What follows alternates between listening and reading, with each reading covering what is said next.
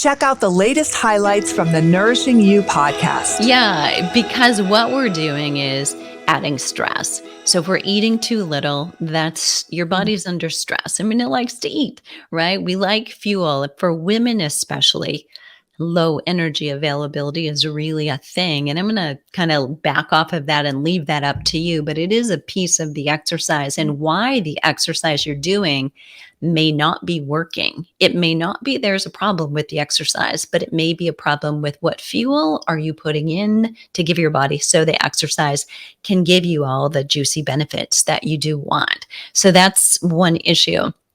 But low energy availability, it causes stress. Exercising is stress. And even if we say, well, I'm just going to go for a walk with, say, a little dog, right?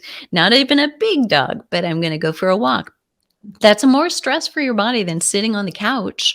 And so you're getting up in front of a big audience to give a speech. All of us would expect to be a little bit nervous, but we give that speech and then it's over, stress gone. Mm-hmm. What happens with exercise now in midlife is we're exercising and causing stress on top of stressor, because we're in this definitely sandwich generation. Our young kids, young adult kids maybe, but they don't stop calling, right? I mean, they still want something. They still give you something to worry about or wonder about. Our aging parents on the other side or siblings, are there. We're worried about them and we're caregivers. And for our friends and friends in Florida right now. I mean, we're worried about them or family members. There are all kinds of things right now that are piling on us at midlife and our hormones too. So all of those stressors, if we get too much stress from the exercise, so this moment that we're in midlife is actually caused to say, wait a minute, the number one tenet of Flipping 50, the very first one, it's like the 10 Commandments, rule number 1.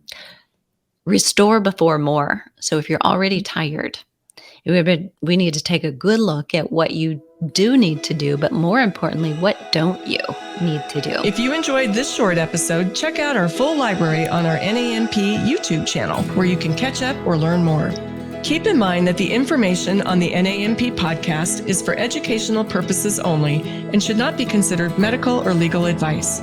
The NAMP is not liable or responsible for any harm, damage, or illness arising from the use of the information contained herein. By listening to the information on this podcast, you agree to defend, indemnify, and hold harmless the NAMP and all agents. Copyright NAMP, all rights reserved.